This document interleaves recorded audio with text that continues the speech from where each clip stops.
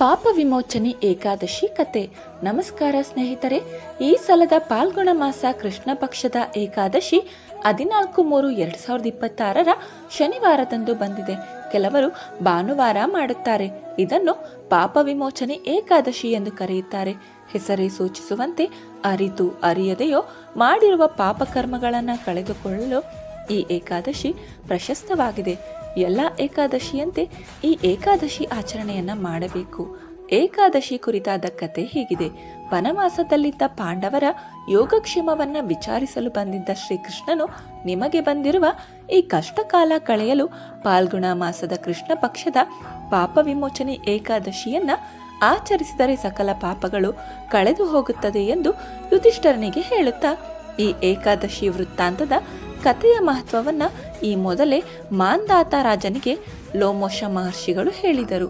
ಅದನ್ನು ನಾನು ನಿಮಗೆ ತಿಳಿಸುತ್ತೇನೆ ಎಂದು ಶ್ರೀಕೃಷ್ಣನು ಕತೆ ಹೇಳಿದನು.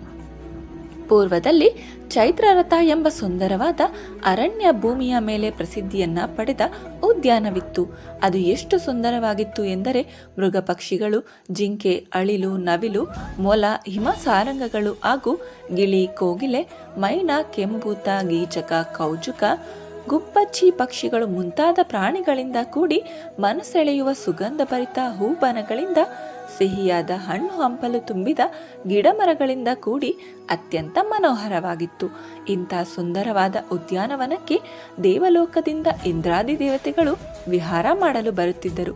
ಇಲ್ಲಿ ಜ್ಞಾನಿಶ್ರೇಷ್ಠರಾದ ಚವ್ಯನ ಮಹರ್ಷಿಗಳ ಪುತ್ರ ಮೇಧಾವಿ ಎಂಬ ಸುಂದರ ಯುವ ತಪಸ್ವಿ ಭಗವಂತನನ್ನ ಕುರಿತು ತಪಸ್ಸು ಮಾಡುತ್ತಿದ್ದನು. ಇವನ ತಪಸ್ಸನ್ನು ಭಂಗಗೊಳಿಸಬೇಕೆಂದು ಅಪ್ಸರೆಯರು, ಗಂಧರ್ವರು ಪರೀಕ್ಷಿಸಿ ಸೋತು ಹೋದರು. ಕೊನೆಗೆ ಇಂದ್ರನು ಮೇಧಾವಿಯ ತಪಸ್ಸನ್ನು ಕೆಡಿಸಬೇಕು ಎಂದು ಮಂಜುಘೋಷ ಎಂಬ ಸುಂದರಿ ಅಪ್ಸರಾ ಸ್ತ್ರೀಯನ್ನು ಕರೆದುಕೊಂಡು ಬಂದನು. ಮಂಜುಘೋಷ ರತಿಗಿಂತಲೂ ಅತ್ಯಂತ ಸುಂದರ. ಅವಳ ಮಾತು ಮಂಜುಳ ಭಾಷಿಣಿ, ನವಿಲು ನಾಚುವಂತ ನೃತ್ಯ, ಮೃದು ಮಧುರ ಬೆಳಕುವ ಲತೆಯಂತ ಅಪ್ಸರಾ ಸ್ತ್ರೀಯನ್ನು ಮೇಧಾವಿ ಇರುವ ಸಮೀಪ ಬಿಟ್ಟನು.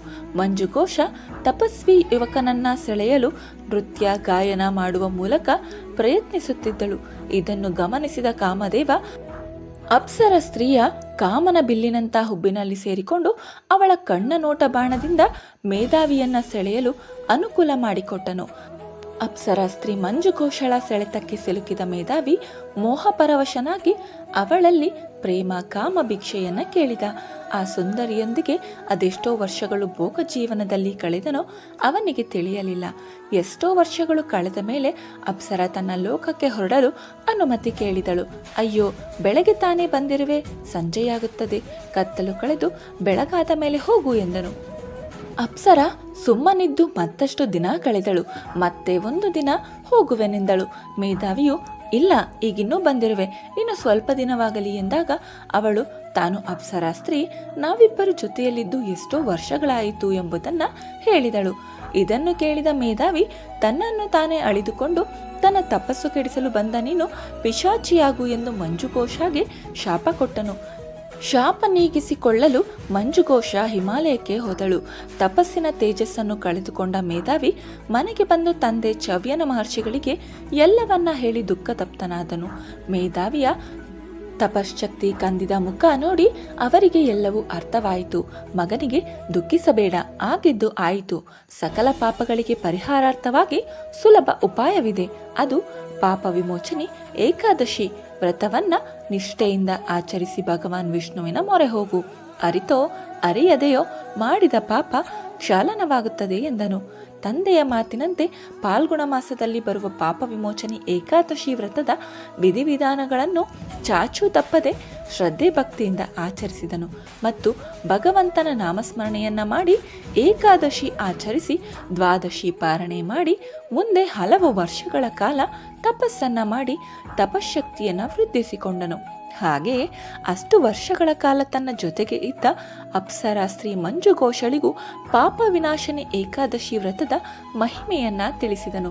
ಪಿಶಾಚಿ ಜನ್ಮದಲ್ಲಿದ್ದ ಮಂಜುಘೋಷ ಮೇಧಾವಿಯ ಸಲಹೆಯಂತೆ ಪಾಪ ವಿಮೋಚನೆ ಏಕಾದಶಿ ವ್ರತವನ್ನ ಮಾಡಿ ಪಿಶಾಚಿ ಜನ್ಮದಿಂದ ಮುಕ್ತಿಯನ್ನ ಪಡೆದಳು. ಇಂದ್ರಲೋಕಕ್ಕೆ ಹೋದಳು. ಪಿಶಾಚಿಗಳಿಗೂ ಮುಕ್ತಿ ಕೊಡುವಂತ ಈ ಏಕಾದಶಿ ವ್ರತವನ್ನು ಸಾಮಾನ್ಯ ಮನುಷ್ಯರು ಮಾಡಿದಾಗ ಪೂರ್ವಕರ್ಮಗಳ ಶೇಷ ಈ ಜನ್ಮದಲ್ಲಿ ಮಾಡಿದ ತಪ್ಪುಗಳು ಹಾಗೂ ಶಾಪಗಳಿಗೂ ಸುಲಭವಾಗಿ ಪ್ರಾಯಶ್ಚಿತ ದೊರೆಯುತ್ತದೆ ಎಂದು ಶ್ರೀಕೃಷ್ಣ ಪಾಂಡವರಿಗೆ ಕಥೆಯ ಮೂಲಕ ಪಾಪವಿನಾಶಿನಿ ಏಕಾದಶಿ ವ್ರತದ ಮಹಿಮೆಯನ್ನ ತಿಳಿಸಿ ಈ ವ್ರತವನ್ನ ಮಾಡಲು ಸಲಹೆ ಕೊಟ್ಟನು. ಈ ದಿನ ವಿಷ್ಣು ಸಹಸ್ರನಾಮ ಓದಿ, ಜೊತೆಗೆ ಉಪವಾಸ, ವ್ರತ ನಿಯಮಗಳನ್ನು ನಿಮ್ಮ ಅನುಕೂಲಕ್ಕೆ ತಕ್ಕಂತೆ ಆಚರಿಸಬಹುದು. ಈ ಮಾಹಿತಿ ಇಷ್ಟವಾದರೆ ಒಂದು ಲೈಕ್ ಕೊಟ್ಟು ಎಲ್ಲರಿಗೂ ಈ ವಿಡಿಯೋ ಶೇರ್ ಮಾಡಿ.